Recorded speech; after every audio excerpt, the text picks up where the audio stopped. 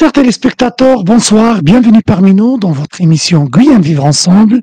Aujourd'hui, on a un invité de marque, Leïla Ghissom. Leïla, bonsoir. Bonsoir Jawed, Comment merci tu pour vas? l'invitation. Très Je vais bien. bien, j'espère que toi aussi. C'est moi qui te Yes, remercie. yes Jawed. Voilà, les téléspectateurs, ils ont entendu une autre langue. Je vous explique de suite. Aujourd'hui, on va parler du Nouvel An Amazigh. C'est quoi le Nouvel An Amazigh? Leïla, pour nos téléspectateurs guyanais. Aujourd'hui, les Berbères, autrement dit les Amazirs, fêtent le nouvel an Amazigh qui correspond au début du calendrier grégaire. Donc c'est le calendrier qui concerne l'Afrique du Nord. Et janvier étant le premier mois, Yinnayer, donc qui correspond à Yinnayer, donc qui veut dire un, et Yael qui veut dire mois, donc le premier mois. D'accord. Et pourquoi en janvier? Est-ce que c'est astronomique ou bien il avait un événement? Pourquoi spécialement à cette date-là? Disons que il y a 950 ans avant Jésus-Christ, il y a eu un événement historique majeur. Donc, il y a le roi Sheshnak qui s'est battu contre le pharaon. Le roi Shishnak, c'est un roi amazigh. C'est ça. Ah oui. Et qui a du coup qui a pu fonder la 22e dynastie pharaonique. Et en fait, chaque année, c'est-à-dire cet exploit, Fait. voilà, cet exploit qui est militaire à l'époque. Et c'est chaque année, la date ne bouge pas, ou bien c'est un calendrier lunaire, ou bien solaire, ou Non, c'est quel jour déjà? il ne bouge pas, donc ça correspond au 12 janvier. Chaque année, 12 janvier. Chaque année, mais Ouais. par exemple au Maroc, on le fête le 14 janvier. On est plein dedans aujourd'hui. Oui, Ah, c'est ça. je rappelle nos téléspectateurs, c'est un dimanche, donc le 12 janvier. Tout à fait. D'accord. Donc ça peut être entre le 11, parce que c'est le 11 au soir, donc la veille, Oui, jusqu'au 14. Dans d'accord. certaines régions des pays avec des autochtones amazirs. D'accord. Et le peuple amazigh, si on le situe un petit peu sur la carte géographique actuelle, il est où exactement? Alors actuellement, on a quand même une majorité au Maghreb, donc ça peut être notamment en Algérie et au Maroc, mais ça s'étend des îles Canaries jusqu'en Égypte en passant par la Mauritanie et d'autres pays. D'accord. Donc, ce peuple-là, actuellement, il a gardé toujours sa langue est-ce qu'il y a une seule langue ou plusieurs langues, C'est une très c'est, bonne question oui, parce que les gens me posent souvent cette question. Donc officiellement, la langue tamazight a été reconnue dans certains pays. oui. Et d'ailleurs, Au Maroc, oui, l'Algérie. tout à fait. Et Oui. d'ailleurs, Yinnayer est considéré comme un jour férié Ouais. en Algérie depuis 2018 et au Oui. Maroc depuis 2023. Donc D'accord. c'est très intéressant que les gouvernements aient quand même acté cela comme étant un jour férié. Une reconnaissance d'une partie de l'histoire. Voilà. Revendique donc l'identité amazigh. Oui. Et oui, donc pour répondre à ta question, il y a plusieurs groupes en fait. Donc notamment en Algérie, on peut trouver les Chaouis, les Kabyles, les Touaregs. Au Maroc, on peut trouver les Chleh, Les Rifins les Rifins et les gens du Atlas. Exactement. Voilà. Donc c'est assez varié effectivement. Ils se comprennent entre eux ou pas? Ou Personne. bien c'est comme les Amérindiens, ils parlent plusieurs langues et En tout cas, je parle pour ma propre expérience. oui, Je peux comprendre mes confrères marocains, oui, mais parfois ça peut varier. Il y a toujours un mot ou deux qui oui, varient. qui Et change. selon le contexte, je pense, en grosso modo, on pourrait comprendre quand même le sens. Alors, la question que nos téléspectateurs posent, je pense, c'est que comment on fête ce nouvel an? Ah oui, ça c'est la meilleure partie, Oui, parce que c'est quand même une fête assez conviviale et festive. En ce moment, en Kabylie, par exemple, il y a énormément de manifestations de danse culturel, à artistique. Alger, etc. Donc dans les rues, il y a des décorations, tout le monde est bien habillé et tout. Il y a des petits spectacles de danse. Les gens portent leurs bijoux aussi. On voit que vous avez des bijoux. Est-ce que vous pouvez montrer à nos téléspectateurs, comme ça ils peuvent voir? Voilà, ici, on arrive à voir. Allez-y, allez-y, un petit peu plus haut. Oui. J'ai un petit collier et un bracelet. En fait, c'est des bijoux de mon village, ou du moins du village de mes parents. Quel est le village de vos parents? Comment il C'est s'appelle? Atienné. Donc, c'est le village du bijou kabyle. Ouais. Et c'est aussi le village de Idir le chanteur, Oui. Mouloud Mamri l'écrivain, etc. Ouais. Mohamed Harkoun qui est théologien ici et philosophe. Ouais. Exactement. Donc voilà. Donc c'est un village de l'intelligentsia kabyle en Algérie. C'est assez connu comme village, effectivement. D'accord. Donc, on en parlait un petit peu, c'est-à-dire des aspects culturels. Est-ce qu'il y a aussi des aspects culinaires? Parce que ça, c'est international. Ça, c'est la meilleure partie, Jawed, on est d'accord. Alors, j'écoute. On est d'accord qu'au Maroc et en Algérie, on mange super bien. Donc effectivement, en Algérie, on a un couscous qui se prépare à l'occasion, donc qui se base Ouais. sur des légumineuses. Mhm. Donc il s'appelle le couscous Weissoufer. Donc il est basé sur des lentilles, des fèves, etc. avec du poulet. C'est délicieux. Oui. Et dans certaines régions d'Algérie, on évite de manger épicé dans l'Est. Mhm. On Oui. mange du sucré pour que l'année soit sucrée et douce.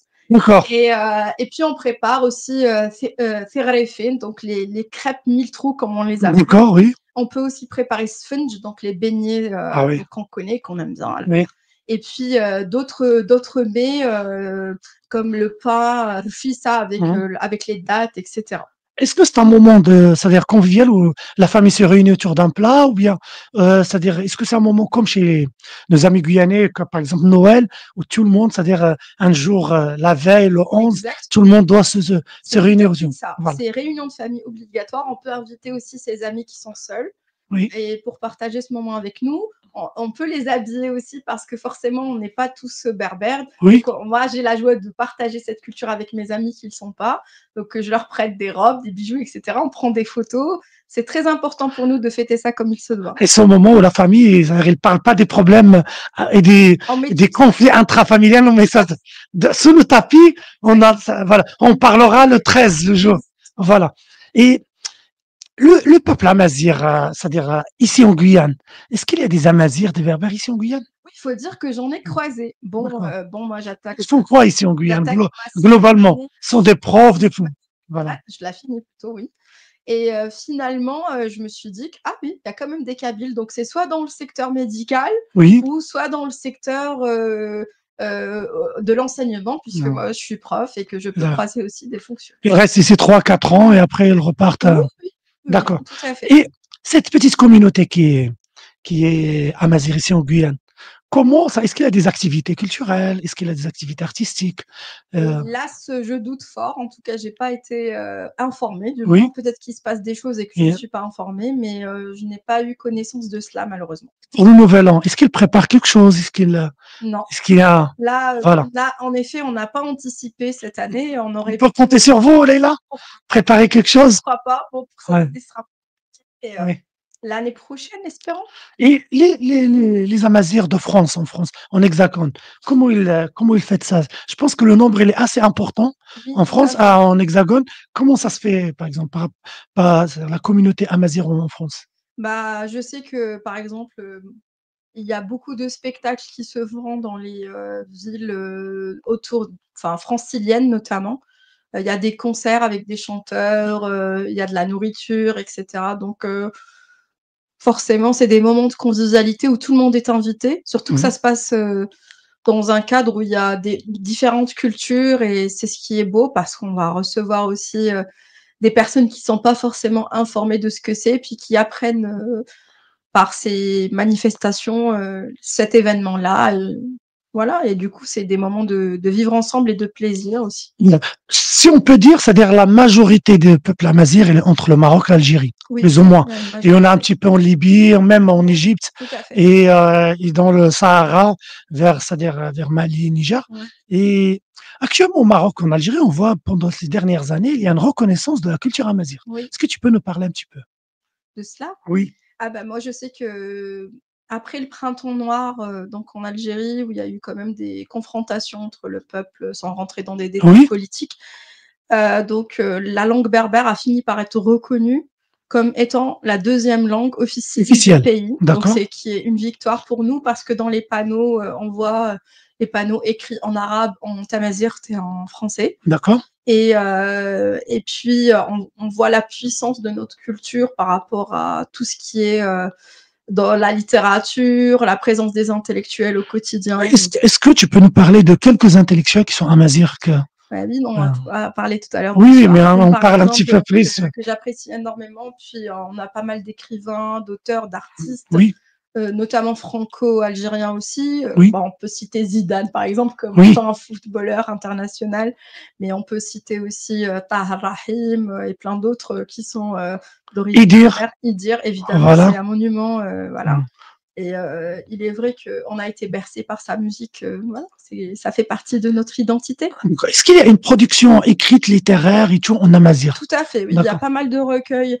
D'ailleurs, Je ne sais pas si nos auditeurs connaissent, mais on a quand même un large panel d'auteurs, poètes, etc. On peut retrouver notamment, moi, un de mes auteurs préférés de mon enfance, c'est Mouloud Feraoul, Oui. qui a écrit Le Fils du pauvre. Donc, Il a écrit en français, pas il a en... écrit en français, mais il D'accord. dit des poèmes de Simohan qui sont en kabyle. D'accord. Il y a des poèmes écrits en kabyle, transcrits en tamazight. Donc, c'est très intéressant aussi. Comment on écrit la langue amazigh? Est-ce qu'il y a des, c'est-à-dire un alphabet spécial ou bien ça s'écrit en français, en arabe? Spécial. Tifinagh. Et le Tifinagh, Tifinagh. exactement. Voilà. Ouais. Ah oui. Puis, depuis peu, du coup, il est disponible même sur Google. Donc, sur Google. Ah, des téléphones, on peut trouver. Oui. Android, un téléphone amazigh. Oui.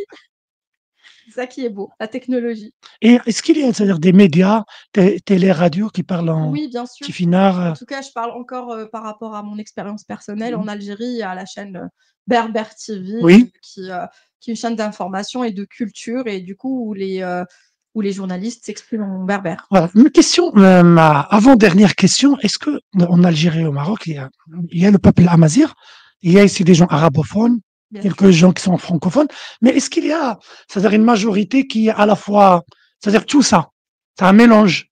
Est-ce qu'il y a un mélange ou bien est-ce qu'il y a un vivre ensemble entre ces différentes composantes ou... Ah oui, oui, totalement. Voilà. Moi, j'estime que déjà, un enfant issu d'une famille berbère, Oui, en moyenne, il parle les 3 langues déjà avant d'aller à l'école. Donc forcément, enfin, il y a quand même un intérêt assez spontané pour les langues oui, et puis qui se renforce avec l'âge. Donc oui, c'est très naturel.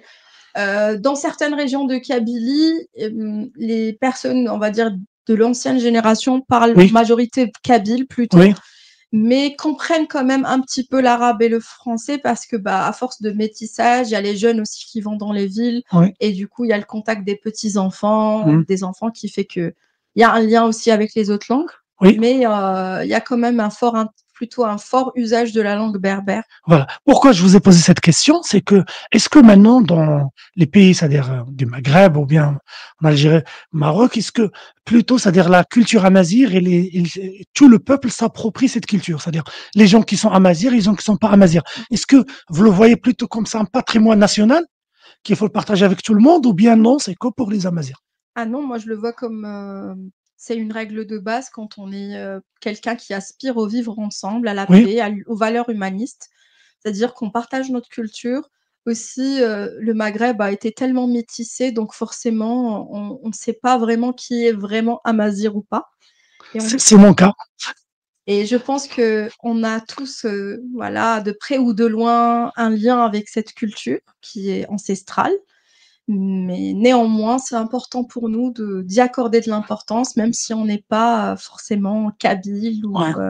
ou touareg ou terki ou chaoui. Bon, ma dernière question, ça serait un clin d'œil à tous nos amis amazighs, soit de Guyane, soit de France, soit les amazighs c'est-à-dire du Maroc, d'Algérie. Voilà. Je vous laisse carte blanche de leur adresser la parole en amazigh. Moi, du coup, Oui, exactement. مرحبا يسون على راديو يانا سلام.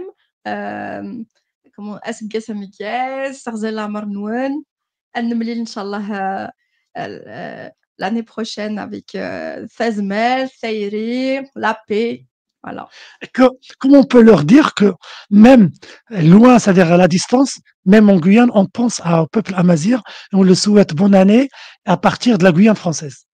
Et avec ça, on termine. Ah, mais, oh, tu veux dire ça en kabyle? En kabyle, bien sûr. Oui. Ouais. Ah bah, عقلية ديال la Guyane, mais نتخمم Lawen et Inch'Allah Nnemlil bientôt. Voilà, j'espère qu'on se verra bientôt.